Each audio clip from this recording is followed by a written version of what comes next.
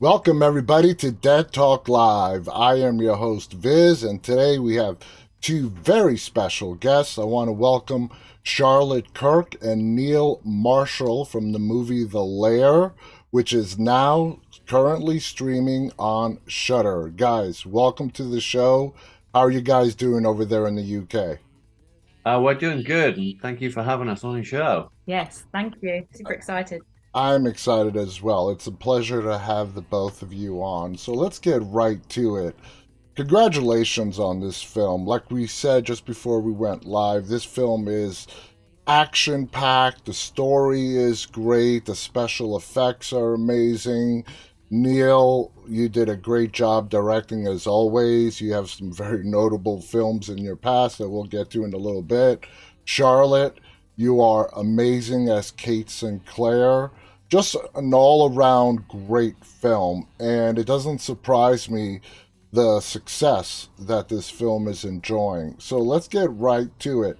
Now, the both of you wrote the screenplay. Neil, you directed. Charlotte, you are the star. How did this collaborate? I'll throw this at Neil first. How did this collaboration begin? Well, we had already collaborated on a film before that, a film called The Reckoning, which came out. Well, we shot in 2019, and then it came out at the end of 2020, or beginning of 2021, in different countries, following kind of COVID and lockdown. Yeah. It's just like, and the irony of that being that film dealt with the plague, which was very surreal. But then what we went into a kind of a second lockdown at that point, and we were looking for something to try and do that year that maybe we could do a film of, keep it a low budget film, keep it contained, shoot it somewhere where we'd be outdoors a lot, that maybe we could work within the kind of, the COVID restrictions. And it started out as something kind of much smaller than it ended up being. Suddenly along the way, I have a problem writing unambitious films. Neil can't do low budget. I try my best, but it doesn't get ambitious. And so we knocked this story out kind of between us, and the characters and such like. But then it was like I started bringing in Afghanistan and Russian invasions and and alien ships and stuff like that. Was like, okay. Well, I love that. Neil's mentality: go big or go home. Exactly. If I remember rightly, I think the film originally was one location in the desert, California, house invasion movie, and then it became Afghanistan and hidden bunkers and all sorts. Yeah. The film setting is in Afghanistan. Now, Charlotte, in regards to the story, what was the inspiration about Afghanistan, the aliens, and the whole 9 yards? Without giving away any spoilers, what was the inspiration behind both of you writing this script? I don't think it was really the location, actually. It was more about we wanted to do, as I said, it just totally evolved. Aliens or monsters, but it wasn't really that we wanted to do a film about soldiers. We wanted to do something more fun as well. Something more fun. The Reckoning was our previous film was pretty dark. It was a psychological horror, and we wanted something more kind of Neil going back to his roots. I think a couple of people have said this is very in the dog soldiers realm, and we wanted something fun and inspired by Predator. It was Predator and Alien and Sigourney Weaver. Sigourney Weaver was a big inspiration for me and developing my character, and just to do something as fun as possible, really. Okay. Now, Charlotte, how much military knowledge did you have, and how much did you have to research to get into the mindset of Kate? Yeah, I didn't have much knowledge beforehand, that's for sure. I mean, I know Neil loves all of that kind of stuff, but I haven't played anyone like Kate Sinclair before. I was lucky enough to speak to a real British fighter pilot that helped a lot, and it was actually my first proper action-packed role as well. The first time I fired a gun. So it was really kind of me jumping in at the deep end, and I absolutely loved it. Now, Absolutely. So much Neil, fun. you mentioned prior films like Alien and whatnot, and they're serving as an influence. Was that sort of subconsciously, or did you want to sort of pay tribute to films like Alien and The Thing? I saw some semblance to Oh The yes. Thing in the I movie. can't help it. I wear my influences very much on my sleeve. You know, it's like the films that I love just creep in there, and maybe on a subconscious level. But yeah, there's certainly references to The Thing. But there's a whole subgenre of like monsters and soldiers movies, which I say, obviously Dog Soldiers is part of that. But then there's the Predators and the Aliens, and way before that, things like Invaders from Mars and stuff like Yeah. that had soldiers going underground and battling these aliens. And I just wanted to sort of take that to the next level and make something that was both fun but really intense. Like I wanted to, certainly by the last half of the film, to get it seriously intense, so that people were like, hearts racing through get the last section. And that is absolutely achieved. Neil, how much of the effects that we see on the screen are practical and how much are CGI? In terms of the creatures themselves, that's 98% practical. We certainly we cleaned up some of the, like sometimes you could see like the joins on the suits and things like that, so we cleaned those up a little bit, or made on a couple of shots we made their jaws kind of extend really wide open, more than anybody could. So there's things like that, but there were practical guys in suits on sets. And then the other visual effects are things like matte paintings and landscape extensions and things like that, because we actually made the film in Budapest. Oh, And yet it looks like it's in the middle of Afghanistan. it does.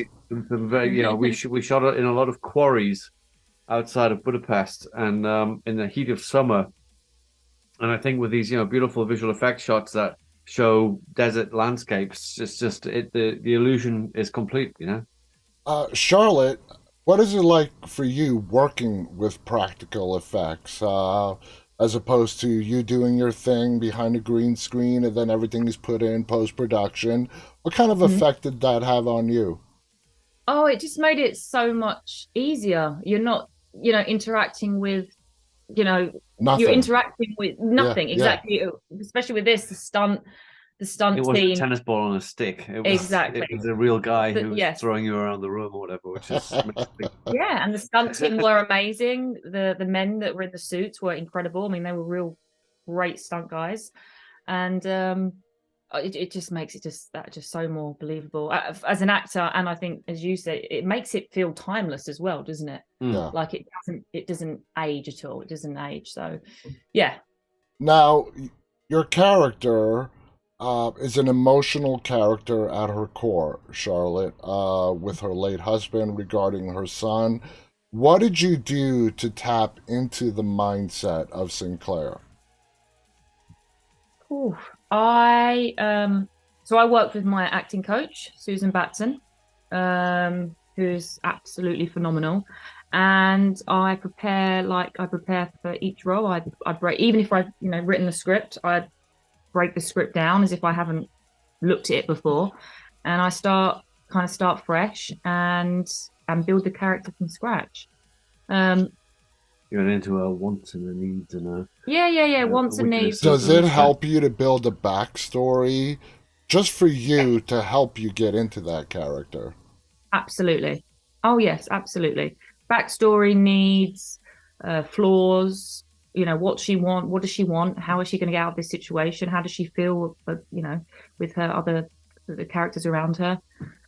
And each day getting into that, how there's techniques that I do. But it's kind of lots of different things. I don't say, oh, I'm a method actor or I'm Meisner, or, I kind of do a little bit of everything. Take what I like and see what works for me. This film being action from start to finish, how physically intensive was it for you in front of that camera? Did you want to do as many of the stunts yourself? How many were stunt doubles? Tell us about that. Well, I've only got myself to blame, right? When I was writing this, I was like, wow, okay. I did have a stunt double. She was great, but I say for the most part, I did quite a lot. I mean, where I get hit by the car, and when there's a few obviously obvious things, but and she helped a lot with the firing of the gun, because it was my first time. But I mean, I did most of that, didn't I? Yeah, there's a few things where you leave it to the professionals, because we don't want our lead actress getting hurt or whatever. So being hit by the Humvee, a couple of the explosions, explosion, having an explosion right next to you, stuff like that. We leave that to the stunt people, because they know what they're doing. Exactly. But now, then, Neil, did you? Sorry, I didn't mean to cut you off, but Neil, were you holding your breath during a lot of the stunts that Charlotte was doing? Because if she got injured, that would put her down for a couple of days and halt production. Were you holding your breath? What was your reaction? I mean, there is always that element of just you got to be careful, but at the same time you want to get the actor there in the thick of the action. That was why it was important for us to have Charlotte trained up on using firearms for the first time, and then I was very adamant that we would use blank firing weapons, because it looks better. It's more authentic for the actor as well to experience that. But obviously there's safety concerns with those. But when you're dealing with professional people, then it's all handled very, very safely. And it just looks better on screen at the end of the day. And Charlotte was very cool and competent with the weapons, with the stunts, we did fight training for a few weeks in advance, working with the stunt team, and just got yourself into a really kind of comfortable place with it, and were surrounded by a team of professionals who were there to make sure she stayed safe. Amazing. Now, every writing team has their own method on how they put together a script. How did you guys work together in writing this script? Did you have a method where somebody would come up with the ideas, the other would write it down? Tell us about that. Whoever wants to answer that. This comes from a lot of discussions, bouncing the ideas backwards and forwards, formulating the story, formulating the characters, and then I'll go away and I'll write some stuff up, and then we'll reread it, we'll go through that, talk about it, see what we can improve, and then I'll go away, either rewrite it or write some more stuff. Maybe hammer out a first draft of the script, and then we'll get into more discussions, talk it through, read it through. And it's an ongoing process. I mean, we really don't stop rewriting until, even while you're shooting. Yeah. I avoid that if I can, but sometimes it's essential. But I think on the Lair, the script was pretty much locked down by the time we were filming. But I will rewrite right up to the last minute in terms of just before the shoot. I think anything if it's going to make it better. Yeah, when we wrote, a lot of people we sold very quickly, so a lot of people like the script, and we sold it, to Shudder and RLJ, and that's I guess why it was pretty locked. But there's a few adjustments here and there, but not too many. Yeah. Now, Neil, the film starts off with this amazing sequence in a fighter jet where we see Charlotte having to eject and so on from her plane. How difficult was that for you to shoot that? It was difficult. I was in a plane. Okay, I learned how to fly a plane. I did a Tom Cruise. Okay. Well, yeah, it was. And it's funny because I'm wearing my Maverick T-shirt. I know too. you're wearing your Maverick. Very cool. Maverick T-shirt. I thought, yep, that's Charlotte. Yeah, it was another case of just being incredibly ambitious. Having some great visual effects and things like that. The truth of it was that we shot Charlotte in against a green screen in a car park. Yeah. With some guys shaking the chair and not getting all the footage and the dialogue, and then we had some footage of and it was footage of an actual jet plane, which we then essentially kind of comped her into, and then and did it that way. It's just very smart visual effects. And that's a green screen you want. That's a green screen. That absolutely. Definitely. Absolutely. Now, Neil, like we said, you've directed some very notable films in the past. like The Descent, The Reckoning, and so on. Does each film hold its own special place in your heart? How would you compare The Lair to, let's say, like the Descent? Very popular film. Um, it's like you say, each one is a very, very different animal, and it's each one presents a whole different set of challenges. You're never doing the same thing twice. You're never presented with the same scene or characters or whatever doing the same thing twice. So that's what I love about it. It's always new. And so each one is a little bubble of your life that you put your heart and soul into, and then you move on to the next one and the next one, and and look back, and thankfully, like something like Descent is held in some kind of high esteem, and it makes you very, very proud. And then like other strange things, like the film I did after Descent was Doomsday, which at the time kind of got a lot of negative reaction, but now it's got a really strong following, and I get a lot of people coming up to me now and saying how much they love it. Maybe it's because of COVID or something. Maybe it's no, that's happened countless times in the past. Yeah, like The Thing was trashed when it came out. Yeah, and exactly. Films like The Thing and Blade Runner, all were either got negative reviews or tanked at the box office when they first came out, and now they're considered classics. Exactly. So it's like you just never know.